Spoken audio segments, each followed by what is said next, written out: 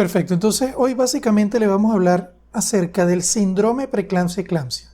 Y ustedes se preguntarán, bueno, pero ¿por qué síndrome? Porque actualmente se considera la preeclampsia como un síndrome multisistémico. No era aquella creencia de que la preeclampsia era un aumento de las cifras tensionales después de la semana 20 de gestación.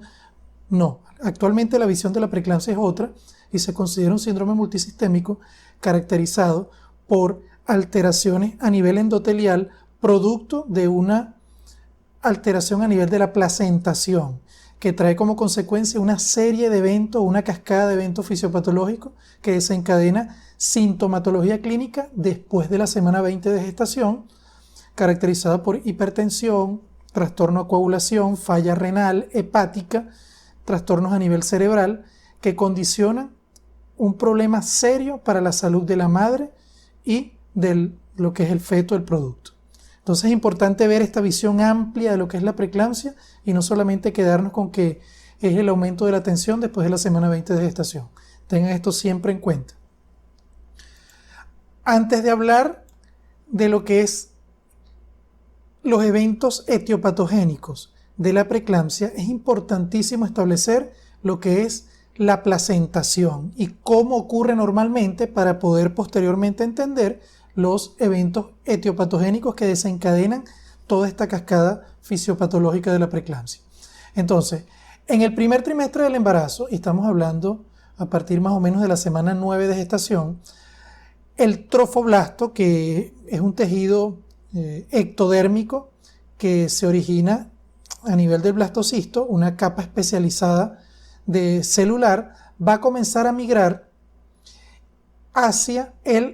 lo que son las arteriolas espirales. Estas arteriolas espirales van a llenarse de este tejido trofoblástico que en un principio va a formar especie de tapones que va a disminuir el flujo sanguíneo en esta zona, produciendo un evento hipóxico transitorio, que es muy importante en este momento de lo que es la invasión trofoblástica. Esto es lo que se conoce como la primera oleada trofoblástica y este tejido va a ocluir y va a producir una hipoxia transitoria. ¿Por qué es importante esta hipoxia transitoria? Bueno, porque en este momento, en este punto, va a ocurrir un cambio fenotípico en el trofoblasto y se va a convertir en un trofoblasto que tiene características de tejido ectodérmico, de un tejido proliferativo, y se va a convertir en un tejido o en unas células endovasculares con capacidad endotelial o diferenciación endotelial e invasora. Entonces cambia del fenotipo de un fenotipo ectodérmico a un fenotipo endodérmico o endovascular, con todas las características propias del tejido o de lo que es el endotelio vascular. Entonces, una vez que ocurre esto, y paso importante que debe ocurrir, porque si esto no ocurre, no se va a producir posteriormente los eventos de la segunda oleada trofoblástica que ocurre aproximadamente en el segundo trimestre del embarazo, pero hacia la semana 16 más o menos, donde ya este tejido trofoblástico diferenciado en fenotipo endotelial va a invadir no solamente la túnica media, que es la túnica muscular, sino también va a sustituir todo el tejido endotelial por este tejido trofoblástico especializado. Entonces, en la túnica media, la sustitución del tejido contráctil, lo que es músculo liso contráctil, va a originar que tengamos una menor capacidad de vasoconstricción de estos vasos. Inclusive vamos a tener una disminución en la cantidad de receptores adrenérgicos, lo que va a disminuir su respuesta a todas aquellas sustancias vasoconstrictoras. Todo esto a su vez va a traer como consecuencia que un vaso sanguíneo que en un principio tenía una capacidad contráctil de lo que es una vasoconstricción, que puede ser sostenido o no, dependiendo la condición el momento fisiológico, vamos a convertirlo en un vaso de capacitancia con una capacidad de alto flujo y una menor respuesta a lo que son las características o la fisiología contráctil, es decir, un vaso sanguíneo que no va a responder a todas las que son las sustancias contráctiles, así convirtiéndose en un vaso de capacitancia, que ese sería el término que empleamos para definir ese vaso sanguíneo, lo que es arteriola espiral, allí en conjunto con lo que es la decidua. Esos vasos que se encuentran allí son vasos de capacitancia. Este es un evento importante, una primera oleada trofoblástica que ocurre alrededor de la semana 9, donde cambia de un epitelio ectodérmico proliferativo a un epitelio endodérmico o un endotelio trofoblástico invasor. Eventos que deben ocurrir. Ahora, ¿qué pasa? Que en la preeclampsia estos eventos se ven afectados y van a desencadenar una serie de eventos fisiopatológicos que van a originar hipoxia sostenida, y esta hipoxia sostenida a su vez va a traer como consecuencia una serie de eventos que ya vamos a ver. Entonces, esta hipoxia sostenida va a producir una vasculopatía decidual, y esta vasculopatía decidual, que se va a caracterizar por lesión aterosclerótica aguda del vaso sanguíneo con presencia de placas de ateromas cargadas de lípido, hipertrofia de la túnica media o de la capa media, por supuesto con una mayor capacidad contráctil, y linfocitos perivasculares que van a originar o van a producir grandes cantidades de sustancias proinflamatorias que van también a formar parte de lo que es toda la cascada de la etiopatogenia de la preeclampsia. Y todo esto se debe a una desidualización deficiente, en donde las sustancias que deben regular el evento hipóxico transitorio en la decidua no se produce, y entonces aquí va a ocurrir que ese evento hipóxico transitorio va a ser deficiente o va a ser sostenido y va a originar los eventos propios de la preeclampsia que ya vamos a ver. Entonces, vamos a hablar de la etiopatogenia de una manera integrada y dándole el justo lugar que tienen sustancias que son muy importantes y que en la actualidad forman parte en primer lugar, de lo que es el concepto del evento fisiopatológico y etiopatogénico de la preeclampsia, que son lo que son las sustancias angiogénicas, ya sean proangiogénicas o antiangiogénicas. En este caso, tenemos una sustancia que es la tirosinquinasa 1, FMS-like soluble, que es la SFLT1, que es una sustancia antiangiogénica de suma importancia en lo que son los eventos etiopatológicos de la preeclampsia. Y tenemos las sustancias proangiogénicas, como son el factor de crecimiento vascular endotelial y el factor de crecimiento placentario, que son fundamentales y sus niveles óptimos en lo que es los eventos normales en el embarazo. Cuando tenemos este tipo de sustancias proangiogénicas disminuidos, entonces los eventos fisiopatológicos de la preeclampsia se hacen evidentes. Entonces, tenemos que, producto de una placentación anormal, ya de acuerdo a alteraciones que no solamente producto de eventos propios de la hipoxia transitoria que se debe tener, sino producto de otros factores, como por ejemplo presencia de factores de riesgo materno, llámese hipertensión arterial, diabetes mellitus, enfermedades del colágeno,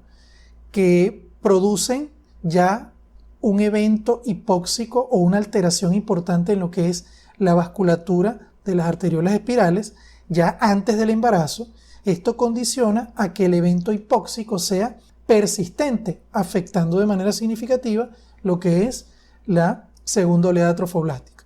Por supuesto,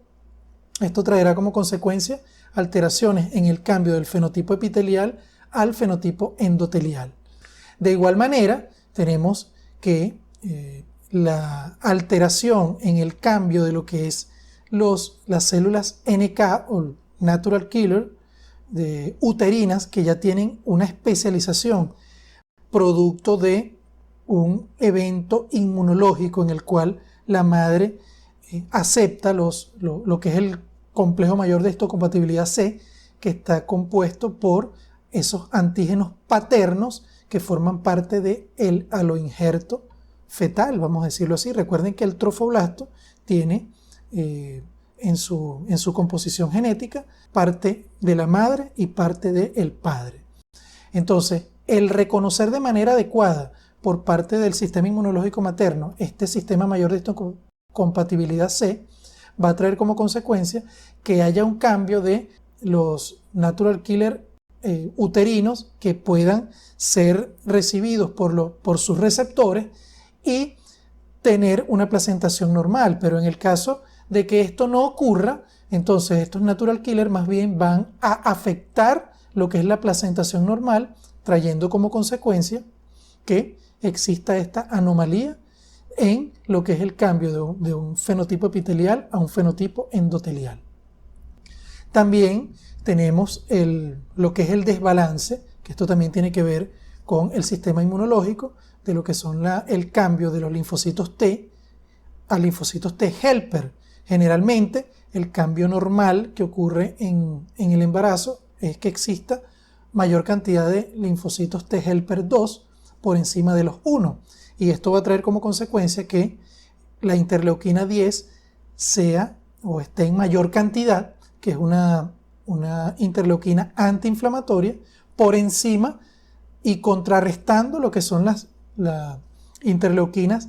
proinflamatorias, como por ejemplo la interleuquina 2 y el factor de necrosis tumoral alfa. Entonces, el cambio o la inversión de este factor en que los TH1 estén por encima de los TH2, producto de los eventos fisiopatológicos de la preeclampsia, trae como consecuencia que exista también una placentación anormal. Entonces, todo este evento va a originar una hipoxia sostenida con intermitencias y con reoxigenación, que va, por supuesto, a traer como consecuencia un estrés oxidativo a nivel de todo lo que es la parte decidual y la parte de las arteriolas espirales. Entonces este estrés oxidativo va a traer un desbalance nocivo, que va a existir un incremento de lo que son las enzimas que producen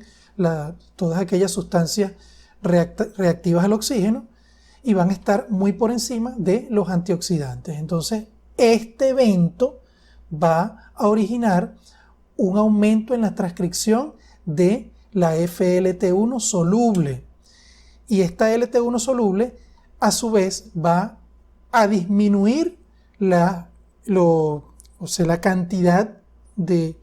tanto de la VEGF como de la PIGF, que por supuesto son los factores de crecimiento que son importantes para una placentación normal y un embarazo normal. Entonces, esta sustancia, SFLT1, va a disminuir los niveles de estos factores de crecimiento proangiogénicos, que ya vamos a ver cómo ocurre o cuál es el evento fisiopatológico por el cual ocurre. Pero en este punto, lo más importante es que esta cascada de eventos va a originar una disminución de estos factores angiogénicos favorables para el embarazo. O sea, por supuesto, desencadenando todos los eventos fisiopatológicos de la preeclampsia. Existe otro factor, que es que producto de esta ausencia de cambio en el fenotipo endotelial va a disminuir lo que es el efecto de una sustancia llamada 2-metoxiestradiol, que va a aumentar los niveles de las sustancias o factores que son inducidos por la hipoxia, en este caso los 1-alfa, que los 1-alfa también van a estimular lo que es la transcripción de esta sustancia soluble FLT1. Entonces, esto también aumenta los eventos fisiopatológicos de la preeclampsia. También otra sustancia muy importante relacionada con el aumento de la SFLT1 es la homoxigenasa. Incremento de los niveles de la homoxigenasa 1, que es una enzima, por supuesto, que degrada la hemoglobina y otras sustancias sanguíneas tanto en la madre como en el feto, esto va a traer como consecuencia un incremento en los niveles de SFLT1. Otro factor importante son los nodos sinciciales, que esto es un factor también importante porque producto de tanto la apoptosis trofoblástica como el trofoblasto normal se vierten a la circulación sanguínea materna vacuolas y vesículas cargadas de esta sustancia, SFLT1, y de esta sustancia que también es la endoglina soluble, que esta sustancia también es un o lo que tiene un efecto negativo, como lo tiene también el SFLT1. Entonces, estos factores antiangiogénicos intervienen en todo este proceso negativo de la fisiopatología de la preeclampsia. Otro factor importante es que esta hipoxia sostenida también va a traer como consecuencia un estrés mitocondrial que va a disminuir la actividad de la citocromo C oxidasa a nivel mitocondrial, y esto va a aumentar la transcripción de la tirosinquinasa 1 FMS-like soluble, que por supuesto va a afectar los eventos fisiopatológicos de la preeclampsia. Son términos un poco difíciles y vamos a decirlo de esta manera, pero es importante tener en cuenta que la visión actual de la etiopatogenia se enfoca en esto